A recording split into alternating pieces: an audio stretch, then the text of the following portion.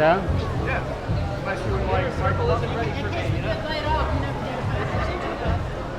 I got lost on the way to the beach. I'm Lieber. I'm the chair and CEO of the MTA. I'm here because this is National Night Out today. And it's a day when we celebrate and thank our police officers nationally.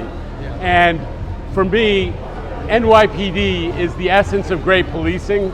They do a great job every day, particularly the Transit Bureau, who are making a huge difference. Subway crime in New York, don't read the tabloids. Subway crime in New York is down, way down. It's down 7% versus last year and 12% versus before COVID. We have among the safest transit systems in the world. There's still going to be high-profile incidents, but New Yorkers and transit riders need to feel safe, and it's because of the NYPD. And we're so grateful to the Transit Bureau and to all these great NYPD officials.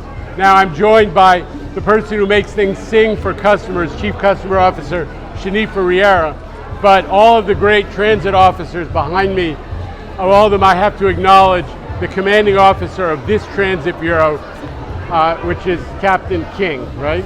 And let me tell you, Captain King is a great police officer, she's a great leader, but she's also a great dancer, I just found out.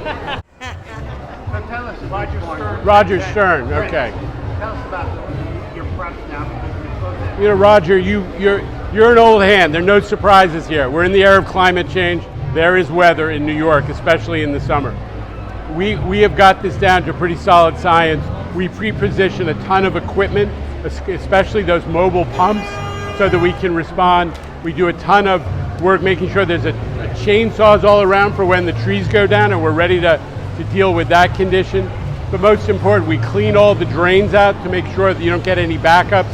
And we deal with areas that have a history of developing problems when there are torrential rainfalls. So we have a lot of experience with this. We're ready to go, and the usual preparations are well underway. What areas do you concentrate on? Where are the big problems? Well, listen, we know the historical challenges. There's low-lying areas that are close to the water.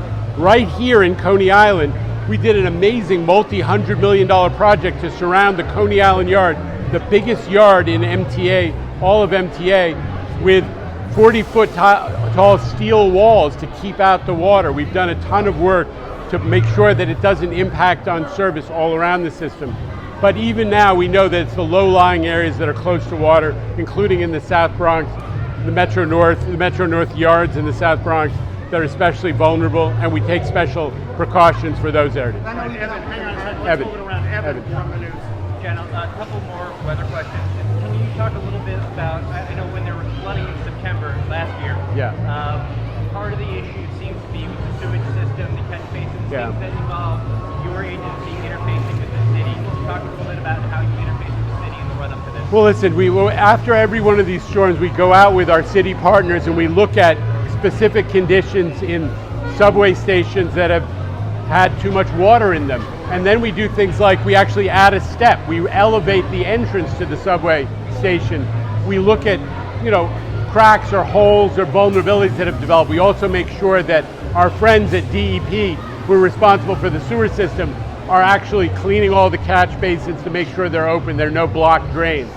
But the bigger issue, Evan, is the city's stormwater system capacity. And that is very limited in some areas, and we continue to urge the city to make plans to expand that system. On a dry day, the MTA pumps 13 million gallons of water.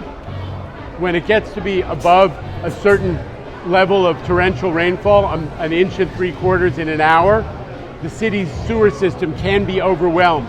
They need to add capacity to the sewer system as part of planning for the future and climate change, and we urge them to do that, make those investments. All right, Sam, do you have anything?